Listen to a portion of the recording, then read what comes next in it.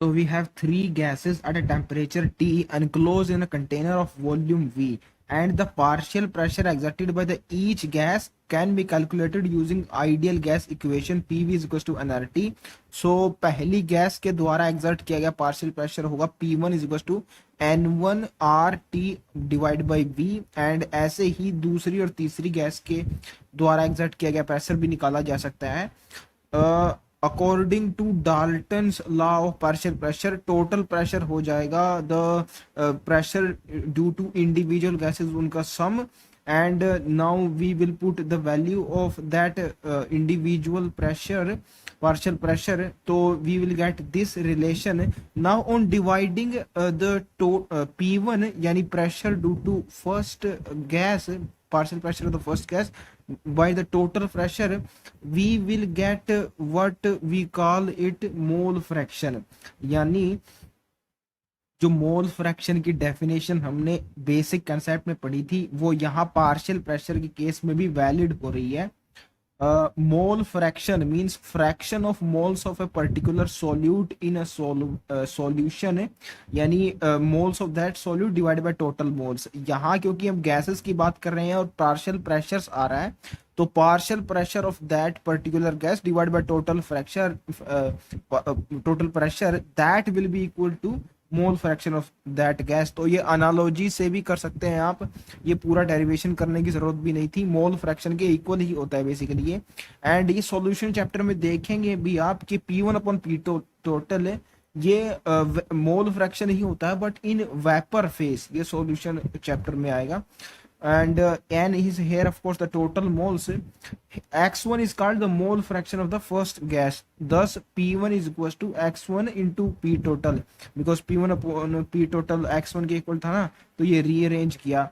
अब ये पहली गैस के लिए है पार्शियल प्रेशर की वैल्यू, यानी mole fraction time the total pressure that would be equal to the partial pressure of that gas. ऐसे ही दूसरे और तीसरी गैस के लिए आप निकाल सकते हैं. So the general equation would be partial pressure for any gas would be equal to the multiplication of mole fraction of that gas multiplied by the total pressure. This is an important formula जिसके ऊपर ये next example based है. example 5.4, neon dioxygen mixture contains 70.6 grams of dioxin and this much of neon, and the pressure in the cylinder is 25 bar, यानी total pressure आपको given है. Partial pressure in दोनों gases का आपको निकालना है, तो मोल फ्रैक्शन आप निकाल सकते हैं जो अमाउंट्स दिए हुए हैं उनसे, और टोटल प्रेशर आपको गिवन ही है तो उससे आप पार्शियल प्रेशर निकाल सकते हैं इन दोनों का. First of all the number of moles of dioxygen, number of moles होते हैं मास अपॉन मोलर मास. मास आपको 70 गिवन है, मोलर मास डाई ऑक्सीजन का होता है 32, तो यहाँ से 2.21 मोल आ गए डाई ऑक्सीजन के. ऐसे ही नियोन के आप निकाल लेंगे, मोल्स ऑफ नियोन 167 इसका मास गिवन है, और मोलर मास होता है नियोन का 20, बिकॉज 10 इसका एटॉमिक मास ऑलमोस्ट डबल होता है इनिशियल जो एलिमेंट्स होते हैं उनका मोलर मास, तो इसका 20 होगा. और यहाँ से 8.3 समथिंग मोल्स आ जाएंगे नंबर ऑफ मोल्स नियोन के. अब मोल फ्रैक्शन आप जानते हैं, अभी हमने देखा था moles of that component divide by total moles. तो डाई ऑक्सीजन के मोल आए थे 2.21, टोटल मोल्स इन दोनों का जोड़ होगा, तो यहाँ से 0.21 मोल फ्रैक्शन आ जाएगा डाई ऑक्सीजन का, और mole fraction of neon similarly आ जाएगा 0.79. इसको निकाल भी सकते थे alternatively, because total mole fraction का सम 0 होता है फॉर एनी सॉल्यूशन, तो 1 माइनस 0.21 ये 0.79 नियोन का अल्टरनेटिवली आप निकाल सकते थे. अगर दो कंपोनेंट्स गिवन हो तो ये तरीका सबसे बढ़िया रहता है, इसमें टाइम कंज्यूम होता है. दोनों अगर सेपरेटली निकाल रहे हैं आप, तो मोल फ्रैक्शन दोनों के आगे, टोटल प्रेशर आपको ऑलरेडी गिवन था तो पार्शियल प्रेशर आप निकाल सकते हैं. ऑक्सीजन का होगा mole fraction divide by total pressure 5.25 bar, and that of neon would be 0.79 इसका मोल फ्रैक्शन आया था, टोटल प्रेशर से मल्टीप्लाई किया 19.2575 बार. सो यहाँ से देख के आप अंदाजा भी लगा सकते हैं, क्योंकि पार्शियल प्रेशर डायरेक्टली प्रोपोर्शनल होता है मोल फ्रैक्शन के, एंड टोटल प्रेशर तो इन दोनों के लिए कांस्टेंट ही है, तो जो रेशो मोल फ्रैक्शन का होगा वही रेशो पार्शियल प्रेशर का होगा। अगर आपको ऑप्शंस में से कभी क्विकली एलिमिनेट करना आ जाए या सिलेक्ट करना हो तो आप इससे अंदाजा लगा सकते हैं विदाउट डूइंग एक्चुअल कैलकुलेशन। 0.21 है डाइऑक्सीजन का और नियोन का है 0.79 यानी 0.8 के आसपास, यानी ऑलमोस्ट 4 टाइम्स हो रहा है। तो पार्शियल प्रेशर भी 4 टाइम्स होगा, 5 चौका 20, 19.7 20 के आसपास मान सकते हैं आप। तो इस ऐसे आप अंदाजा लगा सकते हैं। Now kinetic energy and molecular speeds. Molecules of gases remain in continuous motion. अब इस कंटिन्यू मोशन के लिए एक और टर्म है, इसको रैंडम मोशन भी बोल सकते हैं। यहाँ पे नहीं क्यों बनाइए, लेकिन काइनेटिक थ्योरी ऑफ गैसेस जो फिजिक्स में चैप्टर है वहां पे जरूर आपको देखने को मिल जाएगा टर्म। एंड पीछे हमने ट्रांसपोर्ट इन प्लांट चैप्टर किया हुआ है, वहां पे वाटर पोटेंशियल के अंदर भी आती है ये टर्म। रैंडम मोशन होता है, रैंडम दैट इज वहां पे आता है ये बोथ रैपिड एंड कांस्टेंट। तो क्योंकि कांस्टेंट मोशन होता है इसलिए इसको कंटिन्यूअस भी बोल सकते हैं। It is valid for liquids also up to some extent. वहां पे लिक्विड्स के लिए, वाटर के लिए यूज किया गया है ये। तो कंटिन्यूअस डेफिनेटली होता है motion. while moving they collide with each other and with the walls of the container. This results in change of their speed and redistribution of energy. तो ये आप जानते भी होंगे एंड हम पढ़ेंगे भी। जो अपना वर्क एनर्जी पावर चैप्टर है आई थिंक, उसमें कोलिजन्स का कंसेप्ट आता है। तो कोलिजन में एनर्जी ट्रांसफर होती है बेसिकली, इतना मैं आपको बताना चाहता हूँ कि रीडिस्ट्रीब्यूशन ऑफ एनर्जी होगी while we are having collisions between molecules or any two things। तो कंटेनर की वाल्स के साथ जब वो टकरा रहा है तो उसमें तो भले लॉस ऑफ एनर्जी ना हो, बिकॉज होगी ही नहीं। आपको ये एज अ फैक्ट याद रखना है, आगे हम देखेंगे। वाल्स के साथ जो कोलिजन्स होते हैं ना, they are suppose to be elastic, and elastic collision में कोई एनर्जी लॉस नहीं होता, तो इसलिए उसमें एनर्जी लॉस नहीं होगी। लेकिन आपस में जब मॉलिक्यूल्स टकराएंगे तो एनर्जी ट्रांसफर करेंगे और रीडिस्ट्रीब्यूशन ऑफ एनर्जी होगा। तो वही यहाँ पे बात लिखी गई है। चेंज ऑफ स्पीड से यही इंडिकेट हो रहा है कि जो मॉलिक्यूल पहले फास्ट काइनेटिक एनर्जी से मूव कर रहा था वो दूसरे से टकराने के बाद स्लो से मूव करेगा, उसकी स्पीड चेंज होगी एंड उसकी खुद की काइनेटिक एनर्जी कम होगी तो दूसरे मॉलिक्यूल्स में ट्रांसफर कर रहा होगा। तो ऐसे रीडिस्ट्रीब्यूशन ऑफ एनर्जी होगा। So the speed and energy of all the molecules of the gas at any instant are not the same, obviously not the same। कोई ज्यादा तेजी से मूव कर रहा है, कोई कम तेजी से मूव कर रहा है, इसलिए ही thus we can obtain only average value of the speed of the molecules। इसलिए एग्जैक्ट वैल्यू मोलिक्यूल्स की कैलकुलेट कर पाना इम्पॉसिबल है विद इन अ गैस, इसलिए हम सिर्फ एवरेज स्पीड की बात करते हैं। इसके अलावा दो टाइप की और स्पीड्स होती हैं जो कि नेक्स्ट ही पेज पर आपको देखने को मिलेंगी। If there are n number of molecules in a sample and their individual speeds are u1 u2 up to un, then the average speed of molecules uav से डिनोट करते हैं हम, it would be u1 plus u2 up to un divide by n। it is called arithmetic mean। ये motion in straight line में मैंने आपको बताया था कि जब इक्वल डिस्टेंसेस ट्रैवल करती है कोई भी ऑब्जेक्ट तो उसकी एवरेज वेलोसिटी ऐसे निकाली जाती है अर्थमेटिक मीन से, v1 plus v2 up to vn divide by n, जितने इंटरवल्स में उसने ट्रैवल किया। ये अर्थमेटिक मीन होता है इक्वल इंटरवल्स के लिए। लेकिन जब इक्वल डिस्टेंस कोई भी ऑब्जेक्ट ट्रैवल करता है तब आपका एवरेज वेलोसिटी निकालनी है, तो उसके लिए हार्मोनिक मीन लगता है, that is n divide by 1/v1 plus 1/v2 up to 1/vn। तो ये दोनों मैंने मोशन इन स्ट्रेट लाइन में आपको बताए थे। यहाँ पे इसलिए बता रहा हूँ क्योंकि एवरेज वेलोसिटी का फॉर्मूला मुझे यहाँ दिख गया, एंड आपको भी ऐसा ही करते रहना चाहिए। जहां भी सिमिलर थिंग्स आपको दिखें तो रिवाइज करते रहना चाहिए, इससे फिर रिटेन करने में हेल्प मिलती है उन चीजों को। तो अर्थमेटिक मीन से निकालते हैं हम average velocity, this we have already seen. So that's how we get to know about this average speed of the molecules। Maxwell and Boltzmann have shown that the actual distribution of the molecular speeds depends on temperature and molecular mass of a gas। तो the fastest man on earth as far as I know, जिसके नाम world record है, उसका नाम Usain bolt है। And उस अगर faster है तो उसकी स्पीड सबसे ज्यादा है। उस बोल्ट से आपको स्पीड याद आनी चाहिए। तो डिस्ट्रीब्यूशन ऑफ मॉलिक्यूलर स्पीड्स, ये बोल्ट्जमैन ने इसके बारे में आपको बताया था, आप ऐसे इसको याद रख सकते हैं। एंड बोल्ट्जमैन में एम ए आता है और मैक्सवेल के स्टार्टिंग में भी, तो इसके साथ आपको ये मैक्सवेल नाम याद हो जाएगा। ये दोनों नाम इस कंसेप्ट से एसोसिएटेड है, ऐसे आप याद रख सकते हैं। तो क्या बता रहे हैं कि मॉलिक्यूलर स्पीड्स टेम्परेचर पे और molecular mass of the gas पे डिपेंड करती है। तो ऑफ कोर्स ये तो हमने पहले भी देख लिया था starting of this chapter. Thermal energy यानी टेम्परेचर जितना ज्यादा होगा उतना मोशन ज्यादा होगा मॉलिक्यूल्स का, और ये हमारी कॉमन ऑब्जर्वेशन है कि मॉलिक्यूलर मास उस गैस का जितना ज्यादा है उतना कम वो भाग पाएगी। जो जितना मोटा होता है वो कम भाग पाता है ना, तो वही यहाँ पे कंसेप्ट लगेगा। Maxwell derived a formula for calculating the number of molecules possessing a particular speed. Actually there are 3 types of speed, लेकिन इस चैप्टर में आपको उनके पर्टिकुलर फॉर्मूले देखने को नहीं मिलेंगे। वो काइनेटिक थ्योरी ऑफ गैसेस में होंगे, जो क्लास 11 फिजिक्स का चैप्टर है। यहाँ आपको सिर्फ उनकी रिलेटिव वैल्यू का कंपैरिजन मिलेगा, सिर्फ यहाँ के लिए आपको उतना ही करना है।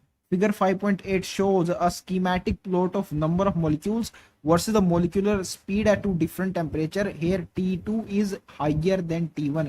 तो इन टेम्परेचर्स की सिग्निफिकेंस क्या है और इस ग्राफ पे इसका क्या असर पड़ रहा है, ये थ्योरी में ही आगे मेंशन है। तो उसके बाद हम इन ग्राफ्स को नजर डाल लेंगे इन पे एक बार।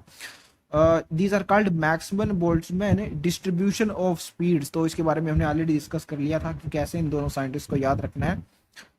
The graph show that the number of molecules possessing high and very low speed is very small.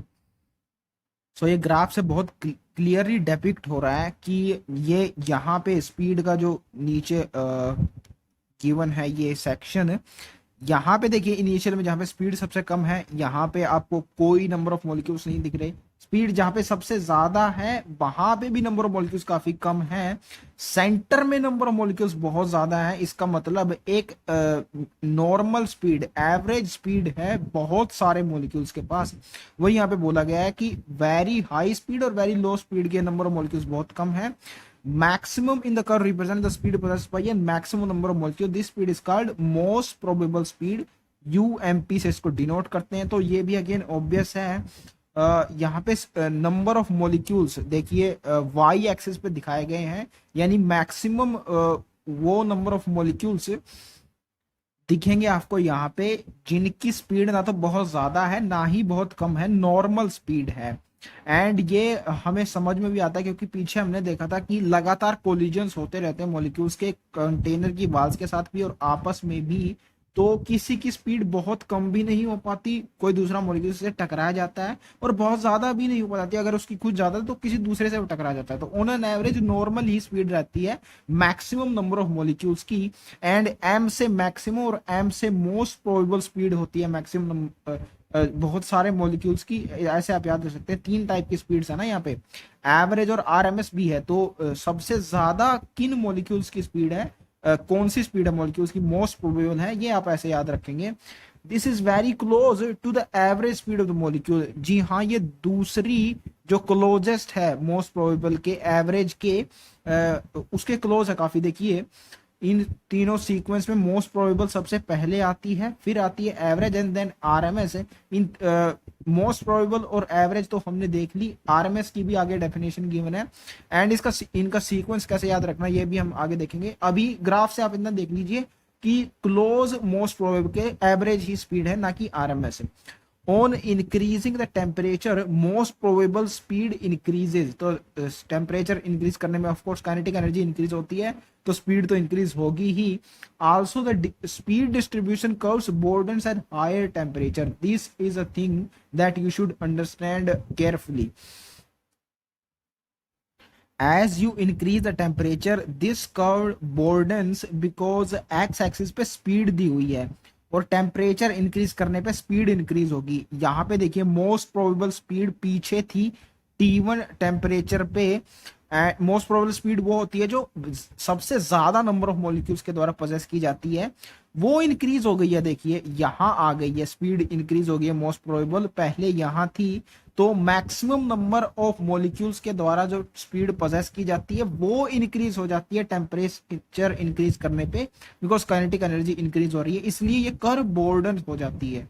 तो ये सिग्निफिकेंस था बॉर्डर होने का, आपको पता होना चाहिए ये। Broadening shows that the number of molecules moving at a higher speed increases. तो मैक्सिमम यानी जितने भी ज्यादा मॉलिक्यूल्स मूव कर रहे थे हायर स्पीड पे, मोस्ट प्रोबेबल स्पीड पे, वो इंक्रीज हो जाते हैं नंबर ऑफ मॉलिक्यूल्स। ये आपको कंफ्यूजन हो सकता है कि ये जो ग्राफ है इसमें ऐसा लग रहा है कि वाई एक्सिस पे नंबर ऑफ मॉलिक्यूल्स शो हो रहे हैं ना, तो यहाँ कहीं थे नंबर ऑफ मॉलिक्यूल्स पहले और ये नीचे आ गया टेम्परेचर इंक्रीज करने पे, यानी नंबर ऑफ मॉलिक्यूल्स डिक्रीज कर रहे हैं, ऐसा आपको लग सकता है। लेकिन ऐसा पॉसिबल ही नहीं है, ऐसा सोचिए भी मत है, क्योंकि किसी भी एक कंटेनर के अंदर आप ये गैस फिल कर रहे हैं, नंबर ऑफ मॉलिक्यूल्स कांस्टेंट है वहां पे। मोल्स क्योंकि कांस्टेंट, तो मॉलिक्यूल्स कांस्टेंट होंगे, ना ये इंक्रीज कर सकते हैं ना ही डिक्रीज। तो ये इसके कंफ्यूजन में आपको नहीं पढ़ना है, पूरी लाइन पढ़िए। Number of molecules moving at a higher speed increases. जी हाँ, आप अगर ज्यादा इसका कंफ्यूजन में ना पढ़ना चाहें तो सिर्फ इतना याद रख लीजिए, अगर आप टेम्परेचर इंक्रीज कर रहे हैं तो वाई एक्स एक्सिस पे क्योंकि स्पीड शो हो रही है, तो स्पीड की साइड में ये शिफ्ट होगी कर्व, पॉजिटिव एक्स एक्सिस में शिफ्ट होगी। सिर्फ ब्रोडन होने का मतलब आप इतना निकाल सकते हैं। नंबर ऑफ मॉलिक्यूल्स बिल्कुल फिक्स रहेंगे यहाँ पे, ये चेंज नहीं होने वाले। Speed distribution also depends upon the mass of the molecules. Of course मैंने अब डिस्कस कर लिया है आपको already. Heavier mass have slower speed. Example यह है, lighter nitrogen molecules move faster than heavier chlorine molecules, and nitrogen molecules will have higher value of most probable speed. यही आपको बोला गया, लाइटर है वो क्योंकि, तो उसकी स्पीड ज्यादा होगी। though at a particular temperature individual speed of the molecules keep changing, the distribution the speed remains the same. This is an important line जो कि ऑलरेडी आपको समझ में आ ही गई होगी। इंडिविजुअल स्पीड्स तो चेंज होती रहेंगे क्योंकि वाल्स के साथ भी कोलिजन हो रहे हैं और आपस में भी हो रहे हैं, वो कभी भी कांस्टेंट नहीं होती, हमेशा चेंज होती रहेंगी। लेकिन एक पर्टिकुलर टेम्परेचर पे डिस्ट्रीब्यूशन ऑफ स्पीड्स हमेशा कांस्टेंट रहेगा, क्योंकि डिस्ट्रीब्यूशन ऑफ स्पीड्स डिपेंड करता है एवरेज काइनेटिक एनर्जी पे, क्योंकि डिस्ट्रीब्यूशन यही तो है, ये एवरेज और मोस्ट प्रोबेबल और आरएमएस, यही स्पीड्स डिफाइन करती हैं डिस्ट्रीब्यूशन ऑफ स्पीड्स। ये डिपेंड करती है एवरेज काइनेटिक एनर्जी पे, average kinetic energy of molecules is directly proportional to temperature. जहां तक आप एक पर्टिकुलर कांस्टेंट टेम्परेचर रखेंगे, एवरेज काइनेटिक एनर्जी सेम रहेगी, तो डिस्ट्रीब्यूशन ऑफ स्पीड्स भी सेम रहेगा। This is an important point.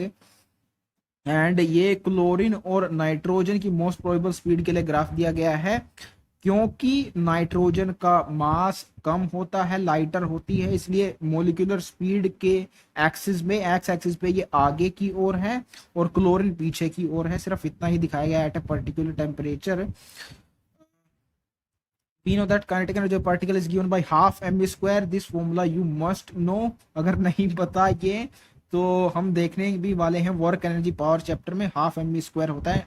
And basically हमने देखा भी हुआ है I think units and measurements में। जी हाँ, जहाँ पे वो कंपेयर करवाता है half mv square is to mgh, dimensions compare करवाता है, वहाँ पे देखा भी हुआ है हमने। तो डेफिनेटली आपको पता होगा काइनेटिक एनर्जी का ये फॉर्मूला होता है। If we want to know the average translational kinetic energy, जहां पे v स्क्वायर की जगह ये एवरेज वेलोसिटी का स्क्वायर आ गया है, क्योंकि एवरेज काइनेटिक एनर्जी हम निकाल रहे हैं। एंड किसी भी क्वांटिटी के ऊपर, सिंबल के ऊपर ये बार लगा दिया जाए तो एवरेज क्वांटिटी डिनोट करती है। This we know, most in straight line में भी हमने देखा था। For a gas particle moving in a straight line, ये आपको अज्यूम करना है। एंड आप देख भी लेंगे ये काइनेटिक थ्योरी ऑफ गैसेस में, दो मॉलिक्यूल्स जब गैस के कोलाइड करते हैं, उनके बीच का कोलिजन टाइम और कोलिजन डिस्टेंस निकालने के लिए हम अज्यूम करते हैं कि वो स्ट्रेट लाइन में ही मूव कर रहे होंगे। तो ये वहां पे एग्जैक्टली डायग्राम के थ्रू आपको बताया गया है, तो याद रह ही जाएगा आपको कि स्ट्रेट लाइन में वो मूव कर रहे हैं। एंड वहां पे कोलिजन टाइम और कोलिजन डिस्टेंस बेसिकली यहाँ पे निकालना होता है काइनेटिक थ्योरी ऑफ गैसेस में, क्लास 11 फिजिक्स का जो है। तो स्ट्रेट लाइन में मूव कर रहे हैं, we require the mean square of speeds. तो ऑफ कोर्स अगर एवरेज काइनेटिक एनर्जी हमें चाहिए तो एवरेज ही स्पीड उसके लिए लगेगी, मीन स्पीड यहाँ पे बात हो रही है। एंड क्योंकि काइनेटिक एनर्जी में स्क्वायर होता है तो इसलिए इसको स्क्वायर लेना पड़ेगा। तो पीछे हमने जो एवरेज स्पीड निकाली थी उसका स्क्वायर ही लेना है सिर्फ आपको यहाँ पे, in order to find average translational kinetic energy. The mean square speed is the direct measure of the average kinetic energy of the gas molecules. This is quite obvious। तीन टाइप की energy हम पढ़ रहे हैं, most probable, average और RMS जो कि आगे आने वाली है, रूट मीन स्क्वायर स्पीड। इन तीनों में से the average speed, the mean square speed is the measure of average kinetic energy, because अगर ये मीन स्क्वायर स्पीड है एंड एवरेज काइनेटिक एनर्जी का हमें मेजर चाहिए तो इसका यही होगा, क्योंकि एवरेज इन दोनों के नाम में आता है, मीन और एवरेज सेम होते हैं। if we take the square root of this mean of square of speeds, then what we will get is root mean square speed। इसका नाम ही बता रहा है, जो मीन का स्क्वायर हमने किया था उसका अगर आप रूट ले ले तो आरएमएस स्पीड आपके पास आ जाएगी। It is denoted by this symbol. And ये इंपॉर्टेंट एक चीज है, इन तीनों के बीच का रिलेशन आपको पता होना चाहिए। तो इसको आप एक नेम से याद रख सकते हैं, दैट इज राम। एंड इससे आपको ये भी कंफ्यूजन हो सकती है, आर पहले तो आता है लेकिन सबसे ज्यादा है या सबसे कम है आरएमएस स्पीड। तो आर एम एस, इसमें तीन अल्फाबेट्स आ रहे हैं, बाकी में दो ही आ रहे हैं, तो तीन आ रहे हैं, तो इससे आप समझिए कि सबसे ज्यादा है और मोस्ट प्रोबेबल यहाँ से सबसे कम हो गई स्पीड। इस इनके एग्जैक्ट रेशियोज भी आपको गिवन है आगे, वो हम देख लेंगे। लेकिन इनका ये जो ऑर्डर स्पीड्स का, ये इस ग्राफ से भी क्लियर हो रहा है। आरएमएस देखिए स्पीड की एक्सिस पे सबसे आगे है, फिर यहाँ पे एवरेज है, सबसे पीछे है मोस्ट प्रोबेबल स्पीड। तो इस ग्राफ से भी क्लियर हो रहा है। एंड मोस्ट प्रोबेबल सबसे ऊपर है, यानी नंबर ऑफ मॉलिक्यूल्स जो सबसे ज्यादा पोजेस करते हैं स्पीड, वो मोस्ट प्रोबेबल है, और सबसे कम जो स्पीड पोजेस करते हैं वो आरएमएस है। तो ऐसे आप इस ग्राफ से डिपिक्ट कर सकते हैं कि क्या इन्फॉर्मेशन ये बता रहा है। Now the ratio between these three speeds, this ratio also you have to remember. काफी आसान भी है ये, इसको याद रखना इतना मुश्किल नहीं है। इंक्रीजिंग ऑर्डर में ऑलरेडी अरेंज करके दे दिया आपको एनसीईआरटी ने। 1:1.1:1:1.2 बहुत सिंपल रेशियो है, नंबर ही इंक्रीज कर रहे हैं बस। तो सिर्फ इतना याद रखिए आप, 2.8 या 2.4 पीछे याद रखने की जरूरत नहीं है, इतने में ही काम चल जाएगा, इतनी डिटेल में नहीं पूछने वाला आपसे। Now kinetic molecular theory of gases, इस पे पूरा का पूरा चैप्टर दिया हुआ है क्लास 11 फिजिक्स में, काइनेटिक थ्योरी ऑफ गैसेस। उसके कुछ पोस्टुलेट्स ही सिर्फ यहाँ पे डिस्कस किए गए हैं। The theory that attempts to elucidate the behaviour of gases is known as kinetic molecular theory, और केटीजी इसकी शॉर्ट फॉर्म है। हमने जो बिहेवियर ऑफ गैसेस पढ़ा है पीछे, in form of gas laws, pressure, volume, temperature के रिलेशनशिप्स, उनको ये एक्सप्लेन करने की कोशिश करती है। That's how it explains behaviour of gases in a theoretical form, theoretical basis उसका क्लियर करने की कोशिश करती है। एंड द अजम्पशन और postulates in KTG are related to atoms and molecules which are microscopic things, उनको सिर्फ हम माइक्रोस्कोप से ही ऑब्जर्व कर सकते हैं। That's why this model is called microscopic models of gases. तो ये भी इसको नाम एक दिया जा सकता है, इसका रीजन बहुत साफ है। गैसेस, ये पहला पोस्टुलेट है केटीजी का, consist of a large number of identical particles, they may be atoms और मॉलिक्यूल्स। ऑफ कोर्स मॉलिक्यूल्स होंगे उन केसेस में जहां पे कंबाइन करने की कैपेबिलिटी होगी, सिर्फ एटम्स होंगे नोबल गैसेस के केस में, क्योंकि वो कंबाइन नहीं करती ना। तो गैसेस में दोनों टाइप के हो सकते हैं ये, एटम्स और molecules, that are so small and so far on the average that the actual volume of the molecules is negligible in comparison to the empty space between them। तो यही सिग्निफिकेंस यहाँ पे बताने की कोशिश की जा रही है कि एम्प्टी स्पेस बहुत ज्यादा होता है गैसेस में as compared to the actual volume of the molecules. Almost आप नेग्लेक्ट कर सकते हैं, इतनी छोटी वॉल्यूम या फिर साइज होती है उस मॉलिक्यूल की as compared to the volume occupied by the gas itself. they are considered as point masses. This assumption explains the great compressibility of the gases. तो जहाँ पे जितने भी बिहेवियर्स हैं गैसेस के वो एक्सप्लेन करने की अटेम्प्ट कर रही है केटीजी। पहला ये एक्सप्लेन करा कि क्योंकि उस गैसेस के जो मॉलिक्यूल्स होते हैं उनकी साइज और वॉल्यूम बहुत स्मॉल होती है as compared to the separation between them, तो उस सेपरेशन को प्रेशर अप्लाई करके डिक्रीज किया जा सकता है, इसलिए ग्रेट कंप्रेसिबिलिटी होती है गैसेस की। ये पहला assumption क्लियर करता है behaviour of gases, the compressibility of the gases. The second one is there is no force of attraction between the particles of a gas at ordinary temperature and pressure। मैं हंस इसलिए रहा हूं क्योंकि ये wrong assumption है, आपको आगे पता लगने वाला है। अगर उनमें अट्रैक्शन होता ही नहीं भाई तो एक जगह एक साथ रह कैसे सकते थे एक गैस के मॉलिक्यूल्स, फिर तो इनफाइनाइट डिस्टेंस पे चले जाते हैं ना दूर, इसलिए ये रॉन्ग assumption है। इसका आपको आगे रीजन भी मिलने वाला है। यहाँ पे देख लेते हैं क्या सिग्निफिकेंस बताया जा रहा है इसके through. The this support for the assumption the support for this assumption comes from the fact that gases expand and occupy all the space available to them। तो जितना दूर हो सके आप एक कंटेनर में भर लीजिए, चाहे कितना भी बड़ा साइज हो उस कंटेनर का, एक कोने में आप रिलीज कर रहे हैं गैस को, हर कोने में पहुंच जाएंगी वो। सो दिस शोज कि उनके उनमें फोर्स ऑफ अट्रैक्शन बहुत नेग्लिजिबल होते हैं, अगर आपस में बहुत जुड़ी होती तो हर जगह हर डायरेक्शन में नहीं फैल पाती। This is a support for this assumption that there is no force of attraction between the particles of a gas। The next one is particles of a gas are always in constant and random motion। Basically ये जो word है random, ये हमने transport in plants में भी देखा था। It includes both the things. Random means rapid and constant, ये वहां पे आता है, तो इसी के अंदर ये कांस्टेंट आ गया था, ये अलग से मेंशन करने की जरूरत नहीं थी। If the particles were at rest and occupied fixed positions then a gas would have had a fixed shape which is not observed. तो ये हमने इस चैप्टर में भी देखा था एंड बेसिक कंसेप्ट वाले में भी कि गैस की एक पर्टिकुलर शेप नहीं होती, जिस कंटेनर में भरी जाती है उसको कंप्लीटली ऑक्यूपाई कर लेती है, उसकी ही शेप आ जाती है गैस के पास, तो उसकी फिक्स शेप नहीं होती। लेकिन हम जानते हैं आयनिक सॉलिड्स में मॉलिक्यूल्स या फिर उनमें जो आयंस होते हैं उनकी एक फिक्स्ड पोजीशन होती है और एक पर्टिकुलर स्ट्रक्चर उनकी बन जाती है, एक शेप, क्रिस्टल्स बन जाते हैं आयनिक सॉलिड्स के केस में।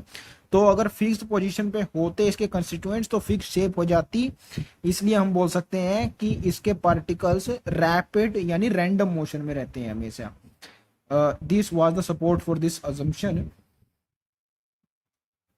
particles of a gas move in all possible direction in a straight line। Straight line में मूव करते हैं, ये हमने पीछे भी देखा था एंड केटीजी में देखने वाले हैं, इससे डेरिवेशन करना है हमको, तो ये तो आपको अज्यूम करना ही होगा, आप देख ही लेंगे ये। और दूसरी चीज कि ऑल पॉसिबल डायरेक्शन में मूव करते हैं, ये भी मैं काफी बार आपको बता चुका हूँ कि एक जगह रिलीज कीजिए गैस को हर कोने में पहुंच जाएगी, इसका मतलब हर पॉसिबल डायरेक्शन में मूव कर रहे हैं particles. During their random motion, they collide with each other and with the walls of the container.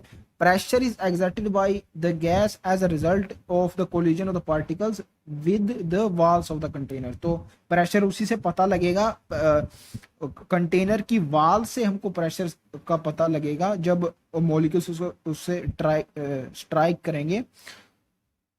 So this assumption explains why pressure is exerted by any gas on the walls of a container. It is due to the random motion of the particles of a gas in straight lines. Collisions of gas molecules are perfectly elastic. This means that the total energy of the molecules before and after the collision remains the same। ये elastic collision का case होता है, energy conservation होती है इसमें, work energy power में details इसके आएंगी। There may be exchange of energy between the colliding molecules, their individual energy may change because individual speed change होती हैं, but the sum of their energy remains constant. यही हमने पीछे discuss किया था।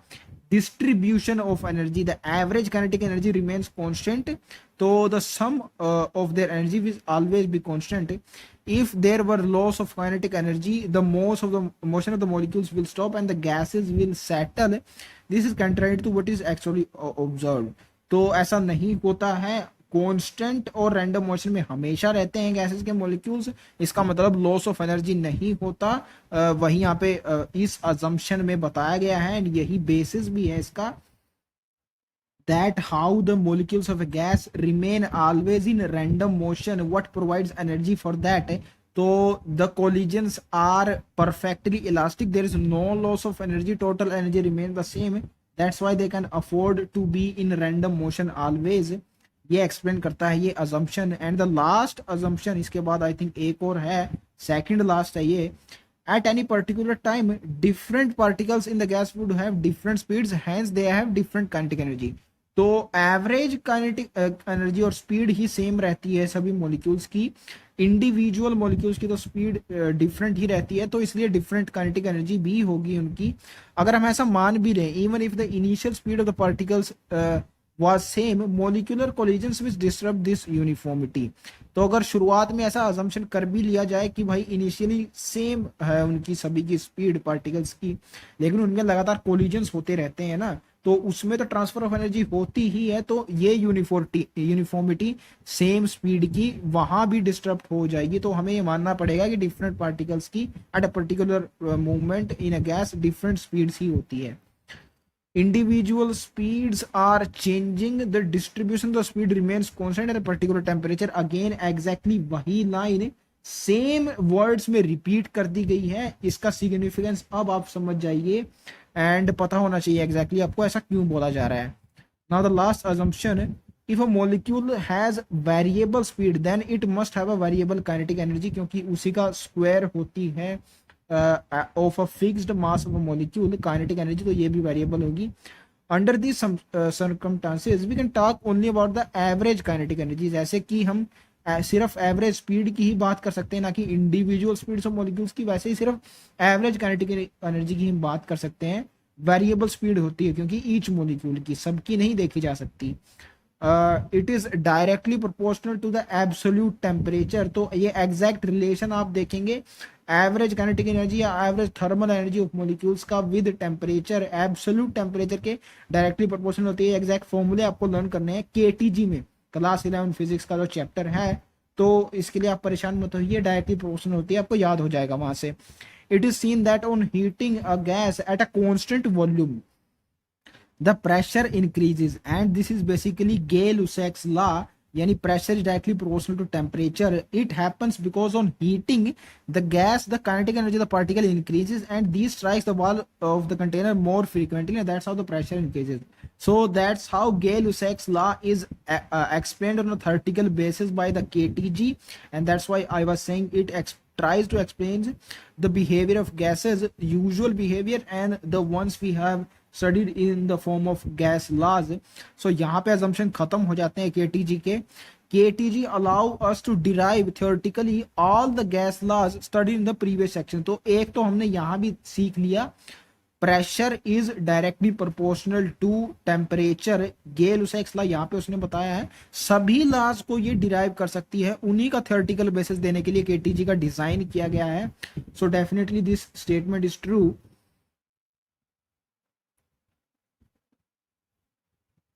तो जितने भी गैस लॉज हमने पीछे पढ़े थे और केटीजी के जितने भी assumptions है, these are valid for ideal gas only, real gas इनको फॉलो नहीं करती है at all conditions, and this can be tested simply by plotting a PV versus P graph which is at a constant temperature will be constant because it is according to Boyle's law. PV constant होता है ना, constant K1 के equal Boyle's law के according, जहाँ पे temperature constant होता है, and it would be at all pressures will be a straight line parallel to x axis because ये constant होती है वैल्यू इसकी, तो वैरी नहीं करेगी। It would be a straight line parallel to X axis, it would look something like this. PV versus P graph है ये, and at a constant temperature PV की वैल्यू कांस्टेंट होती है K1 के बराबर, तो इसलिए स्ट्रेट लाइन आ रही है ये parallel to X axis, but this is true for an ideal gas only 273 kelvin पे, यानी 0 डिग्री सेल्सियस पे। जब दूसरी गैस के लिए, किसी भी रियल गैस के लिए प्लॉट किया गया तो इससे वेरिएशन आ रही है। दो टाइप की वेरिएशन होती है, दोनों आपको पता होना चाहिए। एग्जैक्ट ये ग्राफ देके आपको लेबलिंग करवाई जा सकती है कि कौन सी गैस के लिए कौन सा ग्राफ है। तो ये आपको पता होना चाहिए। तो दो गैसेस इसमें ये हैं जिनमें एक तरह की वेरिएशन आ रही है, straight line variation. These are simple gases, hydrogen and helium. Simple means ये कंपाउंड नहीं है, बाकी दोनों कंपाउंड है ना, कार्बन और ऑक्सीजन दो एलिमेंट से मिलके बनी है सीओ, और कार्बन और हाइड्रोजन से मिलके बनी है मीथेन, यानी ये कंपाउंड गैसेस हैं। और ये सिंपल गैस है हाइड्रोजन और हीलियम, तो इसलिए मैं इनको सिंपल बोल रहा हूँ। एंड हाइड्रोजन और हीलियम में से कौन सी ऊपर है और कौन सी नीचे, ये आपको क्लियर होगा जब आगे आप एक एक्सेप्शन पढ़ेंगे आइडियल गैस इक्वेशन का। उसमें एक फैक्टर इंट्रोड्यूस होता है, factor of intermolecular attractions.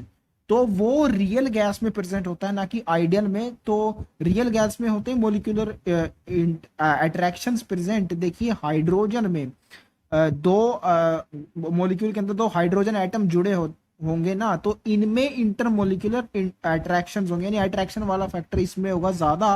Helium में बहुत कम होगा, इसमें एसोसिएशन होगा ही नहीं क्योंकि नोबल गैस है।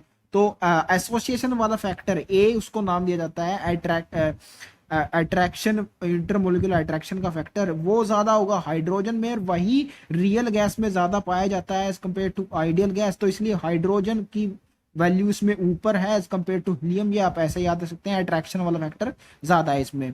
और अगर हम कंपैरिजन करें कार्बन मोनोऑक्साइड का और CH4 का, इन दोनों में मास ज्यादा होता है कार्बन मोनोऑक्साइड का। एंड ये आपका ऐसा फैक्ट पता होना चाहिए कि जितने भारी मॉलिक्यूल्स होंगे वो एक दूसरे को उतना ज्यादा अट्रैक्ट करेंगे।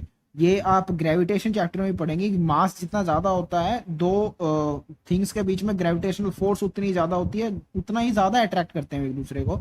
तो कार्बन मोनोऑक्साइड के मॉलिक्यूल्स में अट्रैक्ट करने का जो फैक्टर है, वो attraction factor basically real gases का वो ज्यादा होगा, इसलिए इसकी वेरिएशन ज्यादा होगी। रियल गैसेस का फैक्टर होता है वो, ये देखिए आइडियल गैस की ये स्ट्रेट लाइन है, इससे जितनी ज्यादा वेरिएशन होगी, जितनी ज्यादा ऊपर इससे जाती जाएगी कोई भी लाइन किसी भी मॉलिक्यूल की, उतनी ज्यादा वेरिएशन है रियल गैस की। एंड वेरिएशन उसकी ज्यादा होगी जिसमें अट्रैक्टिव फोर्सेस वाला फैक्टर ज्यादा होगा। कार्बन मोनोऑक्साइड का मास ज्यादा है तो इसमें फैक्टर ज्यादा, तो इसकी वेरिएशन ज्यादा as compare to methane. And hydrogen H2 molecule में हाइड्रोजन आइटम्स के बीच में अट्रैक्शंस है, हीलियम एटम में ऐसा बहुत कम पॉसिबल हो पाता है, इसलिए इसकी वेरिएशन ज्यादा, क्योंकि अट्रैक्टिव फोर्स का कांस्टेंट इसमें ज्यादा है, तो इसकी वेरिएशन ज्यादा है as compared to ideal gas. So that's how you can remember this sequence. Conceptually आपको याद रखना है, रटने की उसको कोई जरूरत नहीं है। It can be seen easily that at constant temperature PV versus P plot for real gases is not a straight line. Of course variation है for different gases, कैसे उनको लर्न करना है ये भी हमने देख लिया। There are two types of curves that are seen in the curves for dihydrogen and helium. Pressure increases as the pressure increases the value of PV also increases. तो straight line हमें देखने को मिलती है inclined to the pressure axis, उसकी pressure की value increase करती जाती है along with PV for dihydrogen and helium, ये हमने देख लिया। There is a second type of plot also for carbon monoxide and methane. In these plots, first there is a negative deviation from the ideal behavior. The PV value decreases along with increase of pressure and reaches to a minimum value, a characteristic of gas. देखिए दोनों gases के लिए characteristic है जो minimum value जा रही है। Carbon monoxide के लिए कम जा रही है और CH4 के लिए ज्यादा जा रही है, ये नीचे की ओर। बेसिकली ऊपर और नीचे दोनों की वेरिएशन आपसे नहीं पूछेगा, वो इतना डिटेल में नहीं जाएगा, सिर्फ ऊपर की वेरिएशन आप याद रख लीजिए, उसका सीक्वेंस। नीचे सिर्फ इतना लिखिए कि ये जो नीचे मिनिमम वैल्यू जा रही है, it is characteristic for each gas, यानी सेम नहीं होती, जो नेगेटिव वेरिएशन हो रही है सब में अलग अलग होती है सभी गैसेस के लिए। minimum value characteristic for a gas. After that PV value start increasing, the curve then crosses the line for ideal gas and after that show positive deviation. तो CO और CH4 जैसी गैसेस के लिए ये दो type की deviations होती है, पहले negative and then positive. Graph से ये डेफिनेटली क्लियर हो रहा है, ग्राफ आप देख लीजिए आपको ये याद रह जाएगा। कि इन दोनों में दो डिफरेंट टाइप की वेरिएशंस होती है। वैसे याद हो ही जाना आपको, क्योंकि इसमें डिफरेंट टाइप्स ऑफ एटम्स भी तो इन्वॉल्व हैं। कार्बन और ऑक्सीजन और कार्बन और हाइड्रोजन, दो डिफरेंट टाइप ऑफ मॉलिक्यूल्स हैं, इसलिए आप याद रखिए दो डिफरेंट टाइप्स ऑफ डेविएशंस भी इनमें होते हैं। सिर्फ पॉजिटिव डेविएशन होती है हाइड्रोजन और हीलियम के केस में, क्योंकि उनमें एलिमेंट्स सेम इन्वॉल्व हैं। The deviation from the ideal behavior also becomes apparent when we draw a pressure versus volume plot also. At very high pressure, the measured volume is more than the calculated volume, and at low pressures, the both volume approaches each other.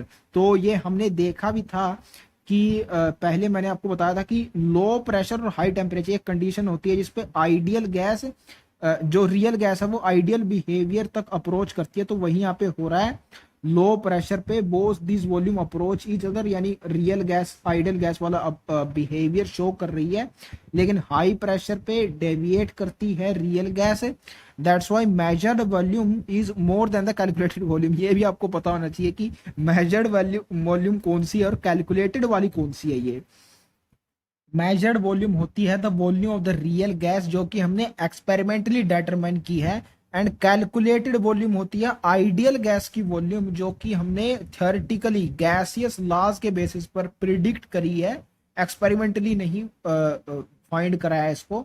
High pressure पे real gas की volume ज्यादा हो जाती है as compared to ideal gas. वही यहाँ पे इस ग्राफ में भी डेपिक्ट किया गया, देखिए हाई प्रेशर पे ज्यादा हो जाती है ये वाली ब्लू वाली curve, that is for real gases, वही यहाँ पे शो किया गया है, इसकी वॉल्यूम ज्यादा है eight high pressure.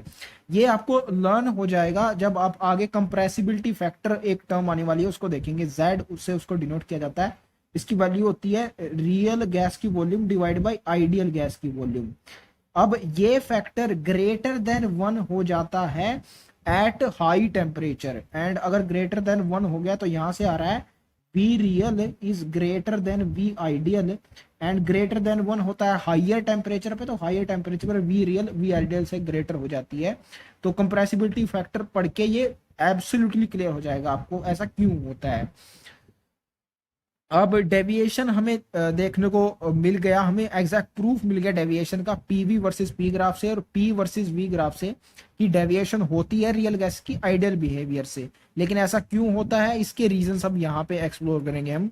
Why do gases deviate from the ideal gas behaviour, and what are the conditions under which gases deviate from ideality. तो अगर पहला चीज हमें पता लग गया कि डेविएशन होती ही क्यों है, तो कौन सी कंडीशंस के अंडर डेविएशन होती है ये तो हमें पता लग ही जाएगा। The two assumptions of the KTG do not hold good, जिसके बारे में पीछे भी मैं आपको बात कर रहा था।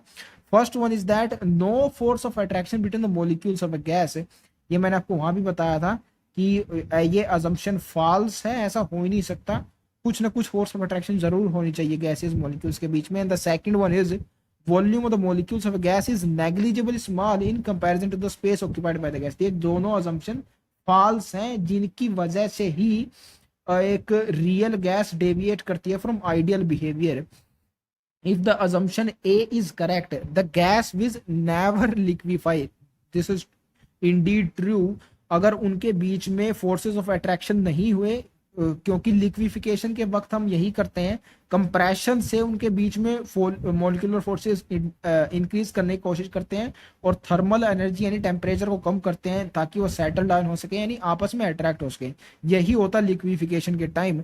तो अगर इंटरमोलिकुलर अट्रैक्शन ही नहीं होते होंगे उनके बीच में फोर्सेस अट्रैक्शन, तो गैस को हमें कभी भी लिक्विफाई नहीं कर पाएंगे। लेकिन ऐसा होता थोड़ी है, अब आगे देखने वाले हैं आप लिक्विड्स का जब सेक्शन आएगा कि गैसेस के लिक्विफिकेशन की पर्टिकुलर कंडीशन दी हुई है, तो डेफिनेटली लिक्विफाई होती हैं गैसेस, सोलिडिफाई भी होता है, फिर लिक्विड होता है जाके, गैस नहीं होती सोलिडिफाई, तो डेफिनेटली लिक्विफिकेशन होता है। एंड इस तरह से आप ए अजम्पशन को इनकरेक्ट प्रूफ कर सकते हैं। However we know that gases do liquefy when cooled and compressed, means temperature भी डिक्रीज करना होगा और प्रेशर भी अप्लाई करना होगा। ये दोनों चीजें at the starting of this chapter हम देख चुके हैं। Also liquids form are very difficult to compress.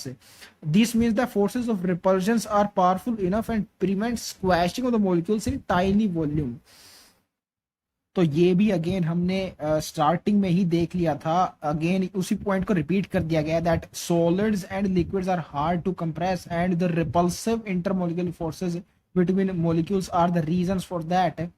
And if assumption B is correct, then pressure versus volume graph for real gas and ideal gas should coincide. This is also true अगर assumption B यानी negligible small होती molecules की volume as compared to the space occupied the gas यानी total volume of the gas, तो दोनों कंसाइड करने चाहिए थे। लेकिन आगे हम देखेंगे अगर V आइडियल गैस की वॉल्यूम है तो रियल गैस की वॉल्यूम V नहीं है, उससे कम है, V minus NB। NB is the volume total volume of the molecules, यानी वो नेग्लिजिबल नहीं होती। उसको जब हम सब्सट्रैक्ट करते हैं volume of the ideal gas तब जाके रियल गैस की वॉल्यूम मिलती है। यानी जो एक अजम्पशन है नेग्लिजिबल स्मॉल वॉल्यूम होती है मॉलिक्यूल्स की, this is also not true. यहां से ये प्रूव हो रहा है, अगर ऐसा होता तो रियल गैस और आइडियल गैस की वॉल्यूम कंसाइड करनी चाहिए थी, लेकिन ऐसा नहीं होता। तो ये दो रीजंस थे, ये दो अजम्पशन है जो फॉल्स हैं केटीजी में, जिनकी वजह से real gas ideal behaviour show नहीं कर पाती। At high pressures, the gaseous molecules are very close to each other and molecular interactions start operating. Molecules do not strike the walls of the container with full impact because they are dragged back by the attractive forces. Thus, the pressure exerted by the real gas is lower than the pressure exerted by the ideal gas. तो ये reason है कि high pressure पे deviate क्यों होती हैं real gases, because attractive forces operate करने लगती हैं, they molecules are very close to each other, एक दूसरे को खींचते हैं, ड्रैग बैक करते हैं, और कंटेनर की वॉल्स पे उतने प्रेशर से नहीं वो स्ट्राइक कर पाते, इसलिए लोअर प्रेशर हो जाता है रियल गैस का as compared to ideal gas at high pressure. ये इससे हम पिछला ग्राफ अब यहां से रिलेट कर सकते हैं कि हाई प्रेशर पे क्योंकि the pressure of the gas ये लो हो जाता है, तो रियल गैस का प्रेशर मींस लो हो जाता है, तो उसकी वॉल्यूम हाई हो जाती होगी, because at constant temperature pressure is inversely proportional to volume, this is Boyle's law. तो यहां से भी उसको आप कंफर्म कर सकते हैं कि हाई प्रेशर पे रियल गैस की वॉल्यूम ज्यादा होगी। आगे कंप्रेसिबिलिटी फैक्टर की टर्म्स में तो हम उसको देखने ही वाले हैं, थोड़ा बहुत मैंने ऑलरेडी भी आपको बता दिया है। तो ये करेक्शन टर्म यूज हो जाती है because of the attractive forces.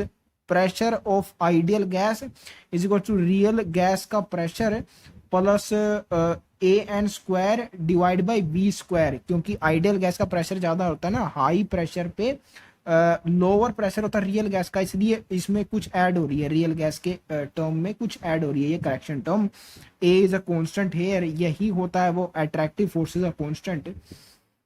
इस करेक्शन टर्म को हम आगे देखने वाले हैं along with the correction term for volume. Attractive forces के साथ वॉल्यूम की भी करेक्शन टर्म होती है एक रियल गैसेस में। Repulsive forces also become significant. repulsive interactions are short range interactions and these are significant when molecules are almost in contact, and this is the situation at high pressures.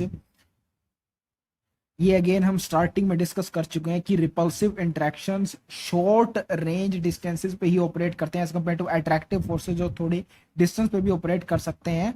And these are significant when molecules are almost in contact, यानी बहुत जब पास आ जाते हैं।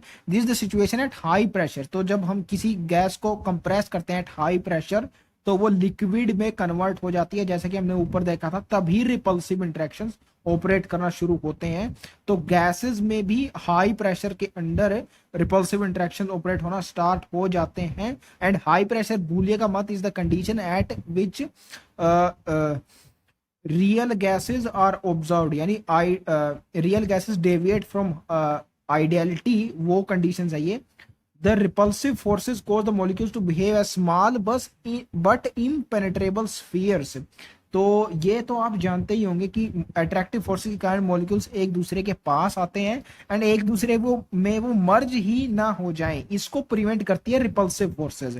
इसलिए impenetrable spheres जो molecules को बनाती है, it is repulsive forces. Now this should be clear to you.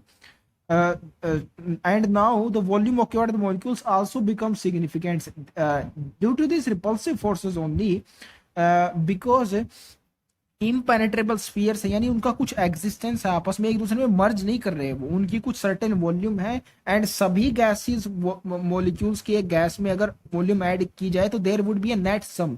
You can't say the molecules volume of the molecules is negligible because वो इम्पेनेट्रेबल स्फीयर्स हैं, उनकी कुछ जब सबकी वॉल्यूम्स ऐड की जाएगी तो कुछ ना कुछ सम बनेगा, तो नेग्लिजिबल आप नहीं बोल सकते। इसलिए हाई प्रेशर पे आइडियलिटी से डिवेट करती हैं रियल गैसेस, क्योंकि रिपल्सिव फोर्सेस ऑपरेट करना शुरू हो जाती हैं, जिससे इम्पेनेट्रेबल स्फीयर्स बन जाते हैं जिनकी कुछ सिग्निफिकेंट वॉल्यूम होती है। So volume would become significant because instead of moving in volume V, which is for ideal gas, these are now restricted to volume V minus NB, where NB is approximately the volume occupied by the molecules themselves. So volume V here basically is assumed to be the distance in which the molecules can move, and जो molecules का size होता है total उनके volumes का सम अगर मिला दे तो उसी के अंदर तो वो घूम नहीं सकते ना, उससे अलग जो स्पेस होगा वॉल्यूम का उसके अंदर ही वो घूमेंगे। तो जो एक्चुअल मॉलिक्यूल्स की वॉल्यूम का जो सम है उसको हमें इस वॉल्यूम में से माइनस करना होगा टू गेट दैट एरिया जिसमें मॉलिक्यूल्स मूव कर सकते हैं। तो ये होगा V minus N b, because n b is the volume of the molecules, all the molecules together.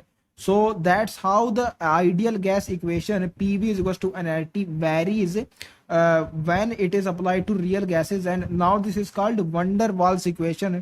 This has been discussed in the starting of this chapter also, क्योंकि attractive forces का जो constant था ये van der Waals ने ही दिया था attractive forces के बारे में इंफॉर्मेशन, तभी van der Waals forces are attractive intermolecular forces, तो इसलिए इसको van der Waals इक्वेशंस बोलते हैं। रियल गैस इक्वेशन भी इसका दूसरा नाम है। In this equation n is the number of moles of the gas, A and B are called van der Waals constants and their value depends on the characteristics of a gas. Value of A is measure of magnitude of intermolecular attractive forces in the gas, जो मैं आपको बता रहा था, and is independent of the temperature and pressure. Basically A and B ये दोनों constant होते हैं, टेम्परेचर प्रेशर के साथ इनकी वैल्यू वेरी नहीं करती है। These are characteristics of gas, ये हमने पीछे भी देखा था ना, CO के लिए ज्यादा होती है A कांस्टेंट की value as compared to CH4, यानी नेचर ऑफ द गैस पे डिपेंड कर रहा है ना, किसका मास ज्यादा है किसका कम। तो एक पर्टिकुलर कैरेक्टरिस्टिक ऑफ गैस होती है ये, nature of the gas, gas बदलने के साथ वेरी करती है, not with the conditions of temperature and pressure, इनके साथ ये कांस्टेंट रहती हैं। एंड दूसरा जो कांस्टेंट है B, A का तो आपको पता लग गया, A से अट्रैक्टिव, इससे आपको याद रह जाएगा कि अट्रैक्टिव फोर्सेस का मेजर होता है ये, और अल्टरनेटिवली B आप याद रखते हैं, वैसे B तो इसमें मेंशन ही कर दिया गया है, V minus N B, volume इसके साथ आ रहा है, तो measure of volume of a gas होता है ये constant B, basically the total volume of the molecules उसका कांस्टेंट होता है B। अल्टरनेटिव ये आप याद रख सकते हैं, इसमें बी में वॉल्यूम जैसा कुछ नहीं है। एंड यहां तक हमने क्लियर कर लिया ये। अब ये जो P plus AN square divide by V square है, this is the pressure of ideal gas, ये टोटल प्रेशर है, बिकॉज आइडियल गैस का प्रेशर ज्यादा होता है ना, रियल गैस में अट्रैक्टिव फोर्सेज आ जाती है, ड्रैग बैक कर लेते हैं मॉलिक्यूल्स, यानी प्रेशर कम हो जाता है, तो रियल का कम होता है, दिस इज P रियल। ये आपको लेबलिंग पता होना चाहिए एक एक चीज की जो इसमें सिंबल यूज किए गए आपसे एग्जैक्टली पूछी जा सकती है। तो ये प्रेशर है P real and total pressure है आइडियल का, इसके जस्ट अपोजिट ये जो वॉल्यूम है this is of real gas, क्योंकि आइडियल गैस में यह अजम्पशन लिया जाता है कि मॉलिक्यूल्स की वॉल्यूम नेग्लिजिबल है, लेकिन एक्चुअली ऐसा नहीं होता है, उनकी वॉल्यूम सिग्निफिकेंट होती है, वो माइनस करनी होती है इस V वॉल्यूम में से, तब जाके रियल गैस की वॉल्यूम मिलती है। तो स्ट्रेंज चीज है, पहले हमें प्रेशर मिला है ये टोटल आइडियल गैस का प्रेशर है ये, and this is the volume of real gas. Alternatively and individually basically मैं कहना चाहता हूँ, आपसे पूछ सकती है इन टर्म्स का मतलब एग्जामिनर, तो ये आप सबको आपको पता होना चाहिए। एंड बात है जहां तक इसको याद रखने की, ये तो आसान फैक्टर है V minus N B, theory में भी मेंशन कर देता है वो कि एन बी मॉलिक्यूल्स की वॉल्यूम होती है टोटल, तो ये V में से निकालनी होती है, ये याद रखना आसान है। एन के डायरेक्ट मल्टीप्लिकेशन में ये B फैक्टर, लेकिन A कांस्टेंट ये N square by V square factor काफी मुश्किल हो सकता है याद रखना, तो इसको आप एक ट्रिक से याद रख सकते हैं। The trick is Pintu Vintu. ये एक पिंटू एक नीट एस्पिरेंट है, इसको आप मोटिवेट करने के लिए बोल रहे हैं कि you will win the game of NEET, ऐसा आप उसको बोल रहे हैं। पिंटू का मतलब बेसिकली PAN एंड उसके ऊपर स्क्वायर है, तो उसको मैं 2 बोल रहा हूँ, PAN2, इसको पिंटू बोल रहा हूँ मैं। और नीचे वॉल्यूम का स्क्वायर को विन2 बोल रहा हूँ, यानी वो विन करना चाहिए ऐसा विश करते हैं आप उसके लिए। तो पिंटू विंटू से आप इसको याद रख सकते हैं। इस फैक्टर को काफी मुझे मुश्किल लग रहा है, इसको अगर एज इट इज पूछ ले NTA, उसका कोई भरोसा नहीं है। P+AN/V लिख के आपको दिखा देगा, एंड अगर आपको ध्यान नहीं रहा तो आप गलती कर सकते हैं, तो इससे आपको हेल्प मिल सकती है इसको याद रखने में। Also at very low temperature, अब ये वो कंडीशन आ गई जहाँ पे real gases ideal behaviour show कर, नहीं नहीं नहीं, हाई टेम्परेचर होता है वो। तो लो टेम्परेचर पे क्या है, लो प्रेशर होता है actually. At low temperature intermolecular forces become significant. जी हाँ, इंटरमोलिकुलर फोर्सेस रियल गैसेस में ही सिग्निफिकेंट हो पाती हैं। आइडियल में तो अजम्पशन लेते हैं कि उनके बीच में कोई अट्रैक्शन नहीं होता। तो definitely low temperature the condition at which real gases deviate from ideal behaviour. The molecules travel with low average speed and captured by one another and attract due to the attractive forces. तो real gases show ideal behavior when conditional temperature pressure such that intermolecular forces are practically negligible। वही बोला गया है कि assumption true होना चाहिए no forces of attraction का, तब real gases show करेंगे ideal gas का behavior। मैंने इसको highlight नहीं किया है इसलिए क्योंकि obvious बात है, आप जानते हैं। The deviation from ideal behavior can be measured in terms of compressibility factor Z, which is the ratio of the product of PV and nRT। तो PV अपॉन nRT का रेशियो होता है Z compressibility factor, and as obvious as you know, it must for ideal gas it must be equal to 1 at all temperature and pressure, because PV is equals to nRT, that is ideal gas equation। The graph of Z versus P, यानी compressibility factor versus pressure, will be a straight line parallel to the pressure axis। तो Z की value क्योंकि constant है 1 है, इसलिए straight line parallel to pressure axis होगी Z versus P का graph for ideal gases. And ये पीछे से भी आप रिलेट कर सकते हैं, जहां पे हमने PV वर्सेस P ग्राफ बनाया था वो भी straight line parallel to pressure axis था।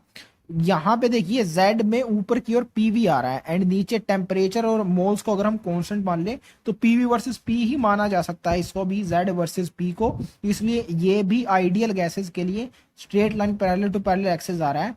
For gases which deviate from ideality, value of Z deviate from unity. Of course सिर्फ आइडियल गैसेस के लिए इक्वल टू 1 होगी PV इक्वल टू nRT, बाकी सारी रियल गैसेस के लिए या तो पॉजिटिव होगी Z would be greater than 1, या नेगेटिव डेविएशन यानी Z would be less than 1। At very low pressure all gases are shown to have Z is equals to 1, because हमने देखा था low pressure is the condition at which real gases show ideal behavior, and ideal behavior के लिए Z equals to 1 होना चाहिए, तो almost equal to 1 होता है low pressure। same condition they behavior है ideal gases।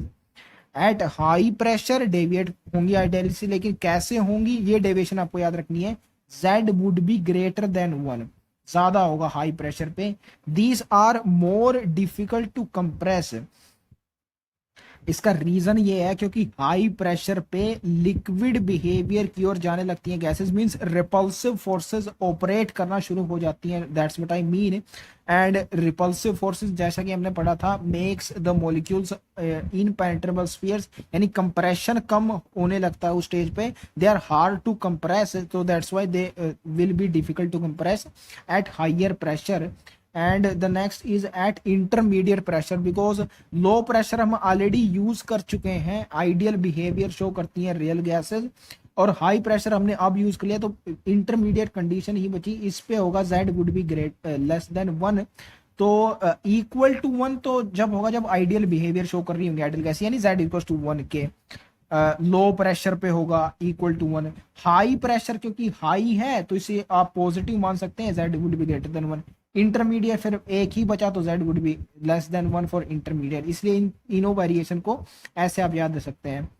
Thus gases show ideal behavior when the volume occupied is so large so that the volume of the molecules can be neglected in comparison to it. तो वही assumption जो कि KTG में लिया गया था वो अगर valid हो रहा है, then only we can say that a real gas is obeying the ideal gas behavior. In other words, the behavior of the gases becomes more ideal when the pressure is very low. तो volume बहुत large होनी चाहिए और pressure very low. This we know from Boyle's law that these are inversely related. And वैसे भी आप समझ सकते हैं जो जितना हमने पीछे पढ़ा था, हाई प्रेशर पे क्योंकि मोलिकुलर इंटरेक्शंस ज्यादा हो जाते हैं, ड्रैग बैक करते हैं एंड प्रेशर रियल गैस का डिक्रीज हो जाता है. लेकिन आइडियल गैस में तो मोलिकुलर इंटरेक्शंस नेग्लिजिबल होते हैं ना, तो ऐसा पॉसिबल हो पाएगा सिर्फ लो प्रेशर पे ही. But up to what pressure a gas will follow ideal gas laws, it depends on the nature of the gas and its temperature, and this temperature in turns depends on the nature of the gas only. So it is the nature of the gas only thing जिस पे depend करता है कि किस temperature तक वो किस pressure तक आइडियल गैस बिहेवियर को शो करेगी.